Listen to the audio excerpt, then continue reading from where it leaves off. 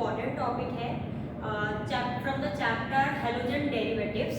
हम लोग डिस्कस करेंगे chemical properties of alkyl halide और उसमें भी हम लोग जो रिएक्शंस है उस पर्टिकुलर रिएक्शन को डिस्कस करेंगे, जिसमें हम पहले कौन सी रिएक्शन लेंगे हम बताएंगे और उसको डिटेल में डिस्कस करेंगे और उसके बारे में सारी बातें करेंगे। तो let's start the topic. Chemical properties chapter है हमारा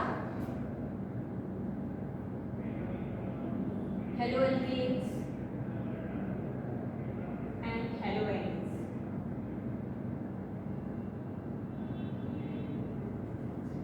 डिस्कस करने वाले हैं हम आज very important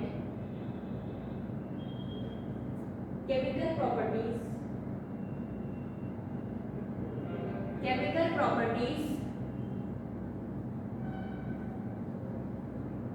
of alkyl halide. Alkyl halide की केमिकल प्रॉपर्टीज डिस्कस करेंगे। केमिकल प्रॉपर्टीज क्या होती है? केमिकल प्रॉपर्टीज बेसिकली जब भी हमें देखना है कि कोई भी कंपाउंड है उसमें क्या केमिकल चेंज आ रहा है। सपोज मान लीजिए मेरे को एक कंपाउंड दिया है, तो अगर मुझे उसकी केमिकल प्रॉपर्टीज के बारे में पता करना है तो मैं क्या करूँगी, उसमें मैं ऐसे चेंजेस देखूँगी जो केमिकली ऑक्योर हुआ। लाइक अगर मैं एक कंपाउंड लूँ, उसकी रिएक्शन किसी और कंपाउंड के साथ करा दूँ, तो क्या चेंजेस देखने को मिल रहे हैं मुझे, है ना।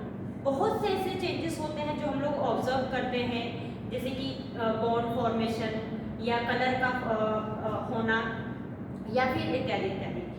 इस तरह के जो केमिकल चेंज होते हैं जो केमिकली हम लोगों को देखने को मिले, किसी केमिकल रिएक्शन करवाने से जो हमें मिले, उस टाइप के केमिकल जो होते हैं वो केमिकल प्रॉपर्टीज होती हैं। और हम लोग बात करेंगे अल्काइल हैलाइड्स की।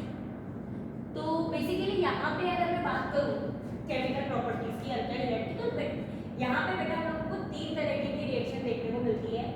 पहली रिएक्शन होती है हमारी सब्स्टिट्यूशन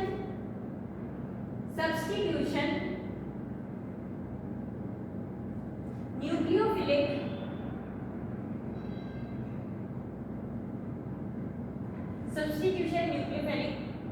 रिएक्शन। दूसरी होती है हमारी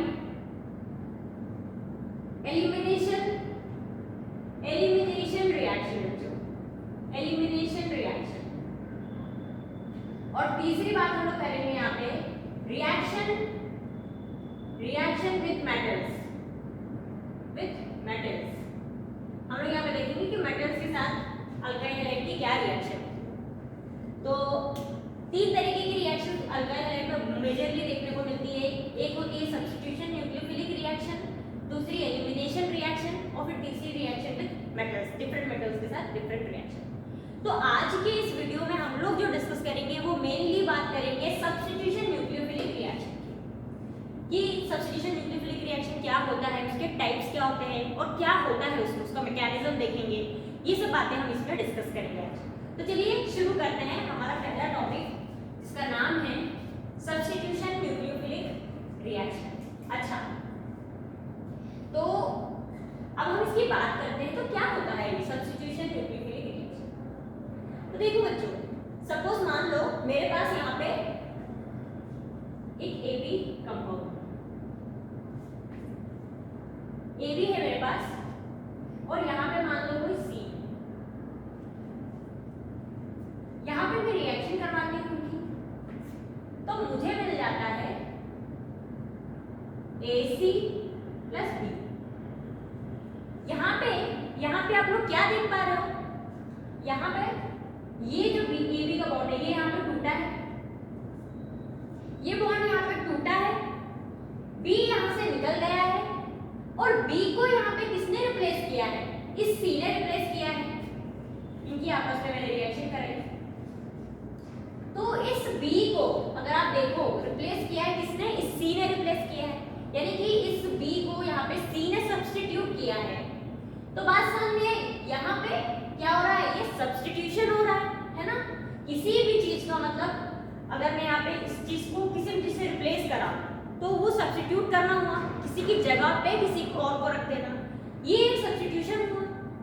अब मान लीजिए कि ये जो C है ये मेरा न्यूक्लियोफिलिक है। अब ये C यहाँ पे पे न्यूक्लियोफिलिक हो जाएगा। तो आप लोग क्या देख पा रहे हो, ये न्यूक्लियोफाइल, ये एक मेरा न्यूक्लियोफाइल है। इस न्यूक्लियोफाइल ने क्या किया कि इस बी को निकाल दिया बाहर और ये इससे जुड़ गया। अब ये किस तरह का सब्स्टिट्यूशन हो गया है, न्यूक्लियोफिलिक सब्स्टिट्यूशन हो गया।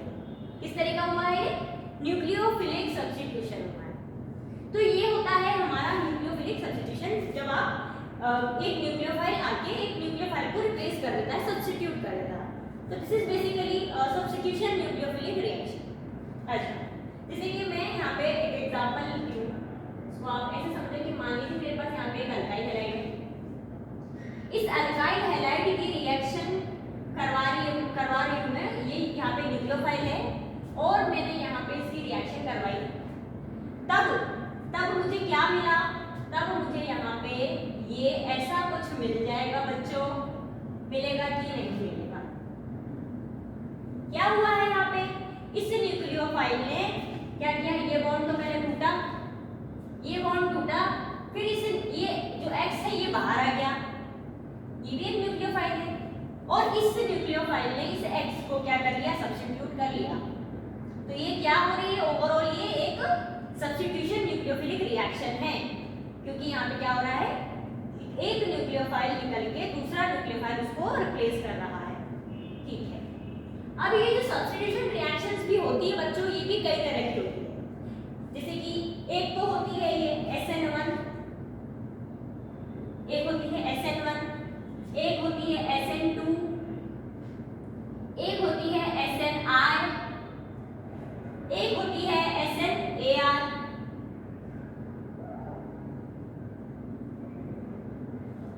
क्या होती है ये होती है सब्स्टिट्यूशन न्यूक्लियोफिलिक यूनिमोलिकुलर, वन मतलब unimolecular reaction.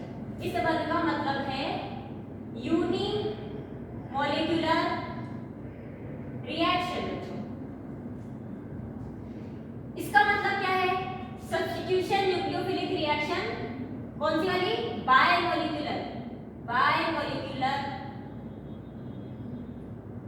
Reaction, substitution nucleophilic bimolecular reaction. ये होती है जो बच्चों, ये होती है हमारी सब्स्टिट्यूशन न्यूक्लियोफिलिक इंट्रामोलिकुलर रिएक्शन। और ये होती है एरोमेटिक कंपाउंड्स के लिए, substitution nucleophilic aromatic compound reaction, substitution nucleophilic for aromatic compounds. अच्छा, तो हम ये सारे रिएक्शंस डिस्कस करेंगे वन बाय वन आज के इस वीडियो में, लेकिन बच्चों हम लोग सिर्फ इसी को लेंगे। एक पर्टिकुलर वीडियो मैंने आज सिर्फ इसी को डेडिकेट किया है, SN1 रिएक्शन को। इसके बारे में हम डिटेल में बात करने वाले हैं और आगे आने वाले वीडियोस में इन बाकी रिएक्शंस के बारे में भी हम लोग बातें करेंगे। तो let's start our topic SN1 reaction. तो चलिए शुरू करते हैं हम लोग। यहाँ से आपको बात समझ में आ गई कि भाई सब्स्टिट्यूशन न्यूक्लियोफिलिक रिएक्शन होती क्या है, कैसे काम करती है, और हमने जाना कि किस किस तरह की होती है, SN1, SN2, SNI और SNA। अब हम लोग आज जो डिस्कस करने वाले हैं, मेनली वो क्या डिस्कस करने वाले हैं, SN1 रिएक्शन, SN1 रिएक्शंस के बारे में हम लोग बात करने वाले हैं। सब कुछ जाने की रिएक्शन कैसे होती है, इसका मैकेनिज्म कैसे होता है। तो आइए शुरू करते हैं। तो ये जो SN1 रिएक्शन होती है, ये कैसी होती है, यूनिमोलिकुलर होती है। कैसी होती है, यूनिमोलिकुलर। अभी बताया था क्यों होती है यूनिमोलिकुलर, क्योंकि बच्चों ये जो रिएक्शन होती है, इसमें जो रिएक्टेंट है उसमें सिर्फ एक ही मोल का यूज होता है। सॉरी, जो रिएक्शन होती है उसमें एक ही मोल का यूज होता है, इसीलिए हम इसको यूनिमोलिकुलर कहते हैं। और अगर इसकी बात करें तो क्या होता है, ये फर्स्ट ऑर्डर रिएक्शन होती है, फर्स्ट ऑर्डर रिएक्शन होती है, फर्स्ट ऑर्डर रिएक्शन होती है, जिसके कारण क्यों होती है फर्स्ट ऑर्डर, बिकॉज इसमें वन मॉलिक्यूल यूज हो रहा है। यूनिमोलिकुलर के लिए इसीलिए सेम वही बात है, क्योंकि एक मॉलिक्यूल इसमें यूज हो रहा है रिएक्टेंट का, that's why it is a unimolecular और फर्स्ट ऑर्डर रिएक्शन। प्लीज याद रखें। अच्छा, अब इसमें हम लोग बात करने वाले हैं कि किस तरीके से रिएक्शन होती है। कि मान लीजिए मैं एक एग्जाम्पल के तौर पे हम लेते हैं hydrolysis, hydrolysis of alkyl halide, alkyl halide. Hydrolysis मतलब क्या होता है? हाइड्रो मतलब पानी, वाटर, और लिसिस मतलब टूटना, टूटना। ठीक है, रिएक्शन लेती हूँ मैं कि मान लीजिए यहाँ पे मैंने लिया है एक alkyl halide, 3 degree alkyl halide लिया है। क्यों लिया है ये मैं आपको एक्सप्लेन करूंगी। 3 डिग्री अल्काइल हैलाइड लिया मैंने यहाँ पे, इसकी मैं यहाँ पे रिएक्शन कराती हूँ पानी के साथ, वाटर के साथ मैं इसकी रिएक्शन कराऊंगी। तो मुझे क्या मिलेगा बच्चों? मुझे मिलेगा ROH, ये बॉन्ड यहाँ से टूटेगा, वाटर यहाँ से रिएक्ट करेगा, और मुझे यहाँ पे मिलेगा ROH प्लस ये X, ये मतलब अगर मैं तो HX मिलता है, बट अभी हम लोग ये यहाँ पे सब्स्टिट्यूशन रिएक्शन की बात कर रहे हैं, तो आप इसको ऐसे मानो कि एक न्यूक्लियोफाइल निकल गया है। तो हुआ क्या है बच्चों, ये जो रिएक्शन हो रही है ये 3 डिग्री एक अल्काइल हैलाइड से, अल्काइल हैलाइड से हम लोगों को क्या मिल रहा है? हमें अल्कोहल मिल रहा है, और ये न्यूक्लियोफाइल बना रहा है। यहाँ पे जो वाटर है ये एक न्यूक्लियोफाइल की तरह एक्ट कर रहा है। इस न्यूक्लियोफाइल के वजह से, या ये पहले तो ये RH बॉन्ड टूटा इसके वजह से, और ये X बाहर आ गया, ये न्यूक्लियोफाइल निकला, और एक दूसरा न्यूक्लियोफाइल उससे जुड़ गया, एक दूसरे न्यूक्लियोफाइल ने उसे सब्स्टिट्यूट कर दिया। तो ये होती है SN1 रिएक्शन। अब इसको ऐसे नहीं समझ में आएगा, इसको हम मैकेनिज्म के हेल्प से समझेंगे तो ज्यादा अच्छे समझ में आएगा। एक एग्जांपल लेते हैं हम यहाँ पे, एग्जांपल ले लेते हैं। मान लीजिए ये मेरे पास एक 3 डिग्री अल्काइल हैलाइड है, इसकी रिएक्शन मैं कराती हूँ यहाँ पे वाटर के साथ, H2O के साथ मैं इसकी रिएक्शन कराती हूँ। अब मैं यहाँ रिएक्शन कराऊंगी बच्चों, मुझे क्या मिलेगा? ऐसा सा कुछ मिलेगा मुझे, ये ऐसा कुछ मिलेगा मुझे, ठीक है।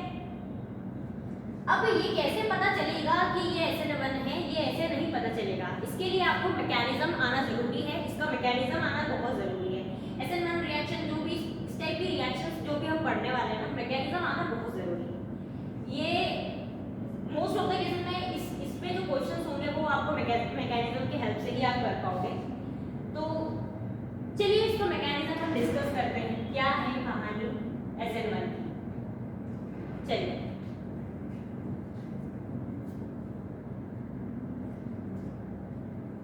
तो मैकेनिज्म डिस्कस करते हैं। पहले तो हम यहाँ पे रिएक्शन लिखेंगे, हमारी ये वाली रिएक्शन है, इसको यहाँ लिख लेते हैं, बढ़िया से हम लोग सजा लेते हैं। CH3 होल थ्राइस, और ये CCl, जिसको मैंने रिएक्ट कराया था इसके साथ, वाटर के साथ, और फिर मुझे मिला था CH3COH, ये मिला था, और साथ में बाहर निकल गया था HCl, है ना, ये बात। अब इसका मैकेनिज्म समझते हैं बच्चों। ये तो हमारी रिएक्शन हुई, मैकेनिज्म की बात करते हैं। बिना मैकेनिज्म के तो कुछ नहीं है इस रिएक्शन का, इसका भी और इस टाइप की जो भी रिएक्शन। तो देखो बच्चों, SN1 रिएक्शन का जो मैकेनिज्म होता है वो 2 स्टेप में होता है। बेसिकली ये रिएक्शंस 2 स्टेप में होती हैं। पहले मैं आपको एक स्टेप एक्सप्लेन कर दूं। फर्स्ट स्टेप में क्या होता है बच्चों, ये देखो, पहले स्टेप में जो न्यूक्लियोफाइल अटैच है वो निकल जाएगा, और दूसरे स्टेप में जो बाहर वाला न्यूक्लियोफाइल है वो अटैक करेगा। 2 स्टेप होंगी। पहले वाले में एक जो अटैच न्यूक्लियोफाइल है वो निकल जाएगा, न्यूक्लियोफाइल का निकलना, और दूसरे में होगा जो हमारा न्यूक्लियोफाइल गिवन है उसका अटैक करना। 2 चीज होंगी यहाँ पे। पहली स्टेप देख लेते हैं। यहाँ पे मैंने ले लिया ये रिएक्शन, क्या होगा? पहली स्टेप में ये जो Cl है यहाँ से निकलेगा, ये Cl यहाँ से निकलेगा, यानी कि न्यूक्लियोफाइल निकलेगा। तो न्यूक्लियोफाइल निकाल देते हैं, निकालते हैं न्यूक्लियोफाइल। CH, इसको मैं ऐसे बना सकती हूँ, CH3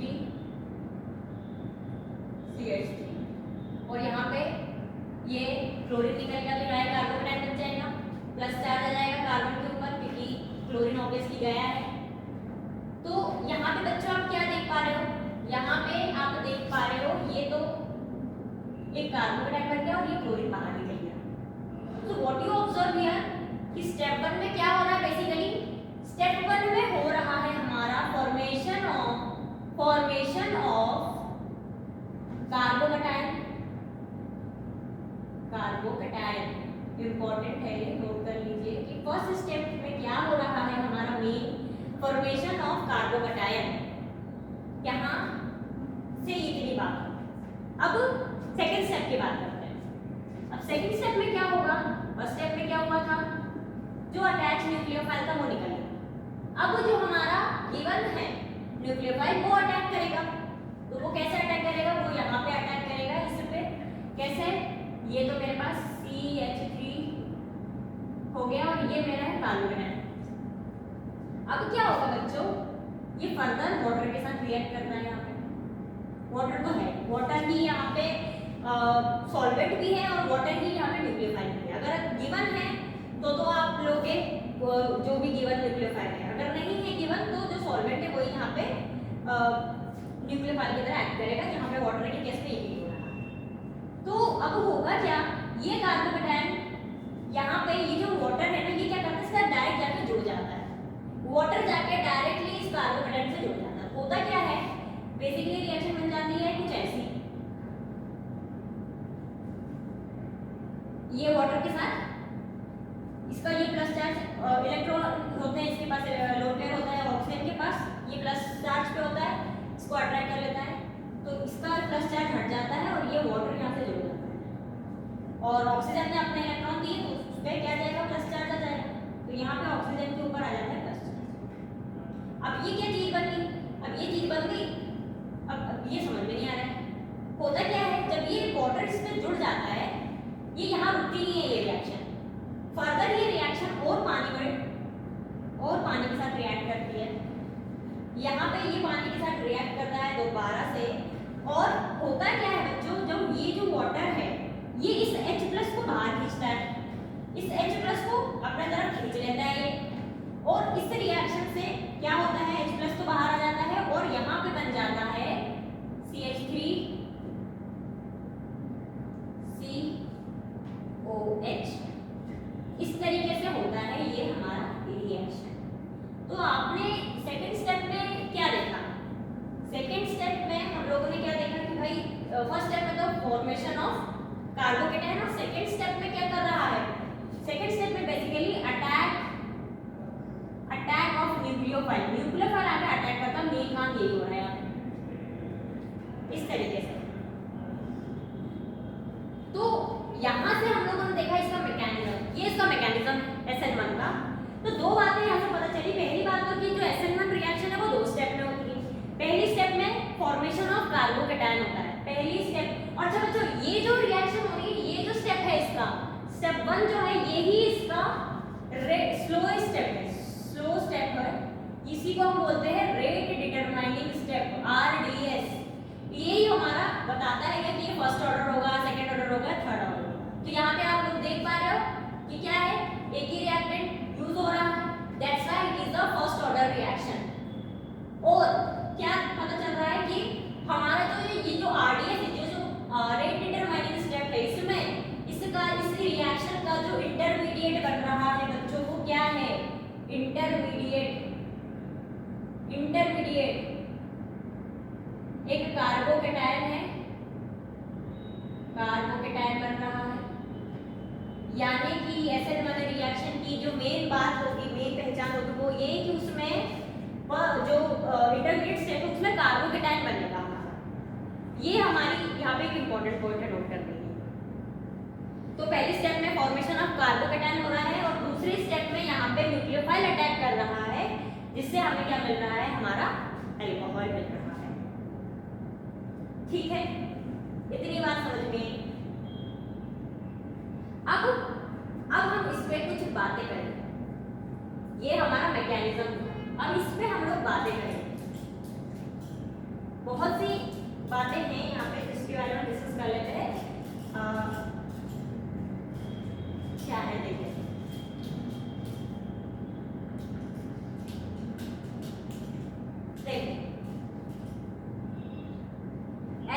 की बात करें, हमने यहाँ मैकेनिज्म देखा इसका, ठीक है। अब ये देखो, पहली बात हम लोग कर लेते हैं SN1 रिएक्शन।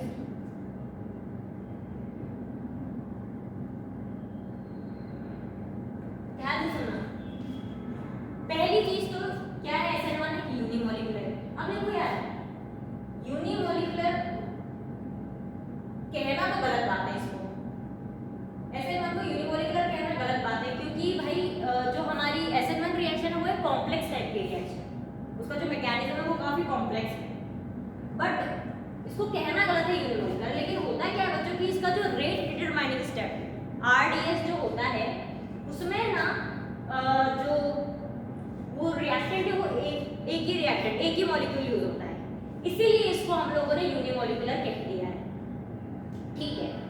तो क्यों कहते हैं इसको हम यूनिमोलिकुलर, क्योंकि इसमें एक मॉलिक्यूल रिएक्टेंट का यूज होता है। अच्छा, और क्या होता है, ये होते हैं first order reaction. First order reaction, अब ये हम लोगों को एक्सपेरिमेंटली पता चलता है, इसको ऐसे तो निकाल नहीं सकते, फिजिकल केमिस्ट्री की बात है। तो एक्सपेरिमेंट हमने जब किया तो हमको क्या पता चला कि भैया जो रेट है, रेट ऑफ रिएक्शन हो रही है वो डायरेक्टली प्रोपोर्शनल है किसके, RX बॉन्ड इसकी कंसंट्रेशन के, यानी कि रिएक्टेंट की कंसंट्रेशन के डायरेक्टली प्रोपोर्शनल है, ये बात हो जाए, इसीलिए ये फर्स्ट ऑर्डर रिएक्शन। अच्छा, मान लो ये ऐसा होता, रेट ऑफ रिएक्शन जो है इसका ये डायरेक्टली प्रोपोर्शनल हो जाता इसके कंसंट्रेशन ऑफ रिएक्टेंट और न्यूक्लियोफाइल, तो ये क्या हो जाता, सेकंड ऑर्डर रिएक्शन हो जाता। लेकिन लेकिन लेकिन लेकिन बच्चों ये बात यहाँ पे गलत है, ये होता नहीं। होता क्या है, ये सिर्फ इस पे डिपेंड करता है, ये सिर्फ इस पे डिपेंड करता है, ये जो है, ये जो SN1 रिएक्शन है वो न्यूक्लियोफाइल की कंसंट्रेशन पे बिल्कुल भी डिपेंड नहीं करते हैं। अगर मैं आपको क्वेश्चन दूं कि मान लीजिए कि अगर मैं रिएक्टेंट का कंसंट्रेशन 2 से बढ़ा दूं और न्यूक्लियोफाइल का कंसंट्रेशन भी 2 से बढ़ा दूं, तो ओवरऑल रिएक्शन में कितना का चेंज आएगा उसके कंसंट्रेशन में, प्रोडक्ट की कंसंट्रेशन में। तो देखो बच्चों, इस यहाँ पे जो चीज डिपेंड करेगी वो कंसंट्रेशन ऑफ रिएक्टेंट ही ज़्यादातर डोमिनेट करेगी। न्यूक्लियोफाइल का कुछ नहीं है यहाँ पे, न्यूक्लियोफाइल का अगर आप बढ़ा दो कम कर दो तो उससे कोई फर्क पड़ने वाला नहीं है। तो मेनली जो SN1 रिएक्शंस होती हैं वो कंसंट्रेशन ऑफ रिएक्टेंट पे डिपेंड करती है, इसीलिए हम इसे फर्स्ट ऑर्डर रिएक्शन भी कहते हैं। अच्छा, तो यहाँ से ये पता चला, और एक क्या बात निकाली हम लोगों ने कि एक तो ये इसकी रिएक्टेंट की कंसंट्रेशन पे डिपेंड करता है, और it does not depend on concentration of nucleophile की कंसंट्रेशन पे ये डिपेंड नहीं करता है, ठीक है। अच्छा, क्योंकि देखो क्यों नहीं होता है, अगर मेन इस पे इसलिए भी डिपेंड कर रहा है क्योंकि होता क्या है, जो हमारा रिएक्टेंट रहेगा, जो हमारा अल्काइल हैलाइड रहेगा, वही तो कार्बोकेटायन बनाने में हेल्पफुल रहेगा। न्यूक्लियोफाइल का उसमें कोई रोल नहीं है। तो और SN1 रिएक्शन मोस्टली देखा जाता है कि मोस्ट स्टेबल कार्बोकेटायन बनाने के लिए हम लोग इसकी कंसंट्रेशन को देखते हैं। जितनी ज़्यादा स्टेबल कार्बोकेटायन होगा उतना ज़्यादा SN1 रिएक्शन होगा। ये बात यहाँ से हम लोगों ने, तो आप खुद ही देखो ना, न्यूक्लियोफाइल पे डिपेंड नहीं करेगा फिर बेसिकली, तो वो किस पे, कंसंट्रेशन ऑफ रिएक्टेंट पे डिपेंड करेगा, क्योंकि वो अल्काइल हैलाइड हम लोग ले रहे हैं, तो किस तरीके का अल्काइल हैलाइड है, उसका नेचर क्या है, उस पर डेफिनेटली डिपेंड करेगा, क्योंकि वो ही तो जाके आगे कार्बोकेटायन बनाएगा। तो जितना ज़्यादा स्टेबल कार्बोकेटायन होगा वो उतना ज़्यादा SN1 रिएक्शन देगा। ये बात हम यहाँ से करें। अच्छा, अब अगली बात कर लेते हैं। अगली बात करते हैं हम लोग सॉल्वेंट की बात करते हैं। तो सॉल्वेंट कैसा होना चाहिए, SN1 रिएक्शन में जो सॉल्वेंट होना चाहिए वो होना चाहिए हमारा पोलर प्रोटिक सॉल्वेंट। अब क्या होगी पोलर प्रोटिक सॉल्वेंट, देखो बच्चों, पोलर मतलब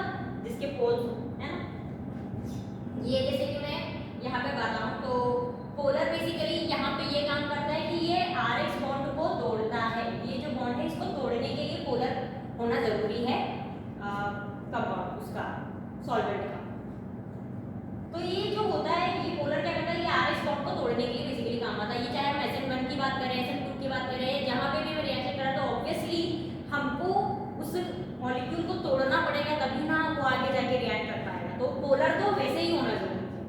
तो पोलर इसकी बेसिकली प्रॉपर्टी होती है डाइइलेक्ट्रिक प्रॉपर्टी होती है, जिससे क्या होता है कि ये जो यहाँ पे देखो, जैसे ये जो C इस पे डेल प्लस होता है, इस पे डेल माइनस होता है। अब इनके बीच में एक फोर्स ऑफ अट्रैक्शन होता है, इलेक्ट्रोस्टैटिक फोर्स ऑफ अट्रैक्शन होता है, जिसके कारण ये एक दूसरे को पकड़ के रखना चाहते हैं। तो पोलर सॉल्वेंट बेसिकली यही काम करते हैं, ये जो इस फोर्स को वीक करते हैं, इस फोर्स को कम करते हैं ताकि ये जो बॉन्ड है वो आसानी से टूट जाए। इसीलिए हम लोग पोलर सॉल्वेंट का यूज करते हैं बेसिकली इस बॉन्ड को तोड़ने के लिए। अच्छा, प्रोटिक क्या होता है? प्रोटिक मतलब जो प्रोटॉन यानी H+ है। अब मैं अगर आपसे बात कहूं कि यहाँ पे ये जो क्लोरीन निकल रहा है, ये जो हमारा क्लोरीन निकला है, ये भी तो यहाँ से रिएक्ट कर सकता था। इस कार्बोकेटायन के पास में है ये पड़ा, तो ये तुरंत यहाँ से रिएक्ट कर सकता था, खटाक से रिएक्शन हो जाती है यहाँ पे। लेकिन ऐसा क्यों नहीं होता? ये कार्बोकेटायन जाके वाटर के साथ क्यों रिएक्ट करता है? तो यहाँ पे बच्चों होता क्या है कि जो वाटर है ना, ये थोड़ी सी बदमाशी दिखाता है, ये थोड़ा सा गुंडागर्दी दिखाता है। यहाँ पे वो करता क्या है कि ये जो Cl- रहता है, इसे Cl- और वाटर क्या है? सॉल्वेंट है। यहाँ पे सॉल्वेंट होगा तो वो क्या करेगा कि जब ये बॉन्ड टूटता है तो जैसे ही Cl बाहर निकलता है, होता क्या है कि ये H2 के मॉलिक्यूल ना इसको इस तरीके से पकड़ लेते हैं चारों तरफ से, इस तरीके से ट्रैप बना लेते हैं Cl के साइड से। तो ये जो है इस पे डेल प्लस रहेगा, इस पे भी डेल प्लस रहेगा, इस पे डेल प्लस रहेगा, del plus del minus del minus. होता क्या है, ये हाइड्रोजन इस Cl को पकड़ के रख लेते हैं, यहाँ पे ट्रैप कर लेते हैं। देख रहे हो कैसे किस तरीके से ऐसे पकड़ लिया है चारों तरफ से, जाने नहीं देंगे नीचे। यहाँ पे इसको पकड़ लेते हैं, ट्रैप कर लेते हैं। और ऑब्वियसली वाटर सॉल्वेंट है तो इतने मॉलिक्यूल तो होंगे नहीं, मतलब वो तो पूरा सॉल्वेंट है, तो सब तरफ फैला हुआ है। तो जैसे ही वो इस क्लोरीन को भी ट्रैप कर लेते हैं, और जो बचा हुआ वाटर है वो जाके इस कार्बोकेटायन से रिएक्ट कर लेता है। तो इसीलिए आप ऐसे मन में देखोगे जो सॉल्वेंट है वो कैसा होना चाहिए? पोलर प्रोटिक सॉल्वेंट होना चाहिए। SN2 में अप्रोटिक होता है, SN2 में अप्रोटिक होता है, जिसको डिस्कस करेंगे क्यों। इसीलिए यहाँ पे जो है ये SN1 में वो प्रोटिक होना चाहिए, ताकि वो इस न्यूक्लियोफाइल को होल्ड कर ले और जो खुद का जो न्यूक्लियोफाइल है वो उससे अटैच। तो ये कहानी होती है पोलर प्रोटिक सॉल्वेंट की। पोलर प्रोटिक सॉल्वेंट होना SN1 में जरूरी है, ये एक मेन कंडीशन है। और कौन से पोलर प्रोटिक सॉल्वेंट होते हैं? जैसे कि अल्कोहल होता है हमारा एग्जांपल, जैसे कि अल्कोहल हो जाता है,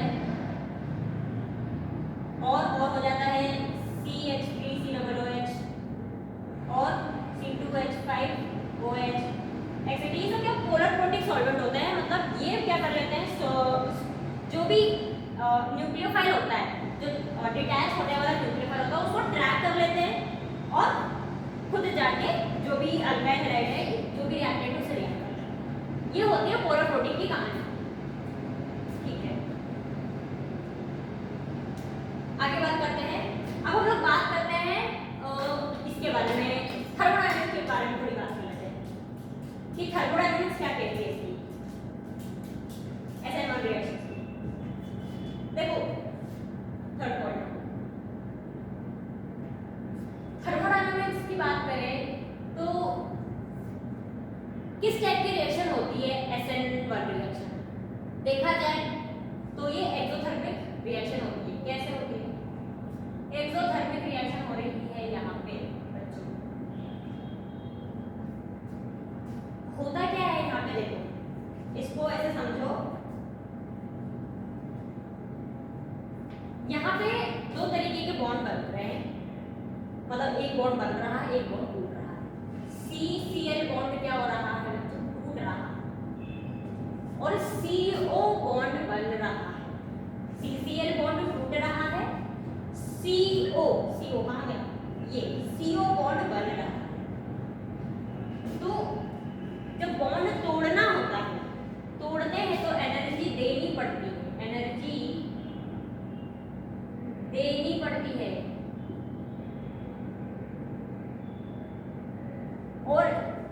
बॉन्ड बनाना है, बॉन्ड को अगर फॉर्मेशन करना है तो एनर्जी रिलीज होती है, एनर्जी रिलीज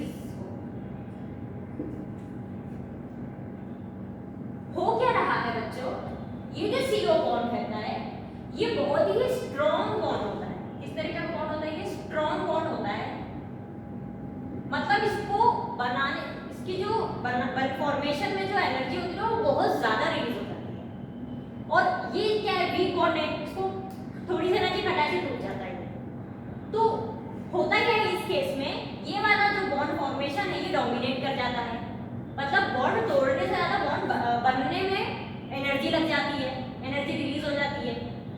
इससे एनर्जी, ये एनर्जी रिलीज इतना ज्यादा होता है कि एनर्जी जब रिलीज होती है तो क्या होता है, माइनस होता है, नेगेटिव होता है, नेगेटिव। तो ये जो होता है ये नेगेटिव हो जाता है, ये पॉजिटिव होता है। एनर्जी देना मतलब एंडो, एनर्जी रिलीज मतलब एक्सो।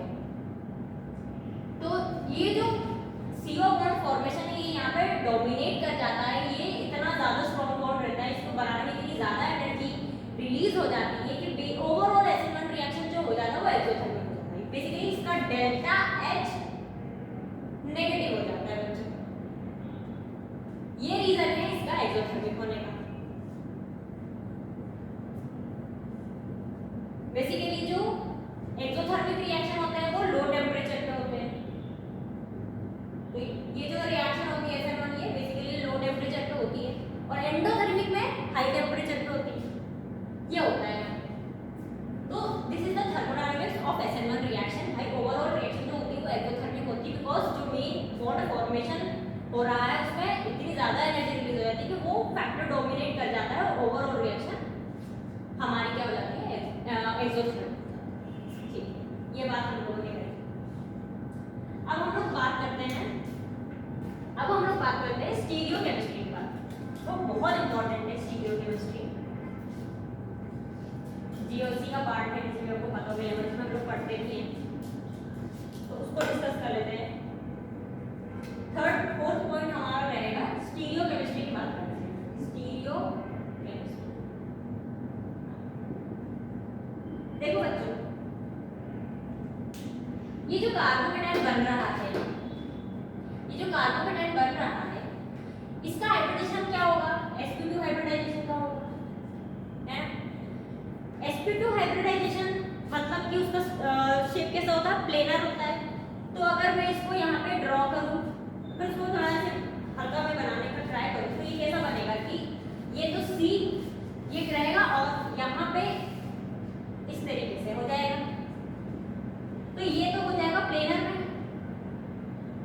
और यहाँ दो वैकेंट ऑर्बिटल रहेंगे, है ना। ये बात है यहाँ पे। अब देखो, मैं इस केस की बात तो नहीं कर रही हूँ, अगर मैं इसको बताऊं तो यहाँ पे यहाँ पे Cl अटैच है।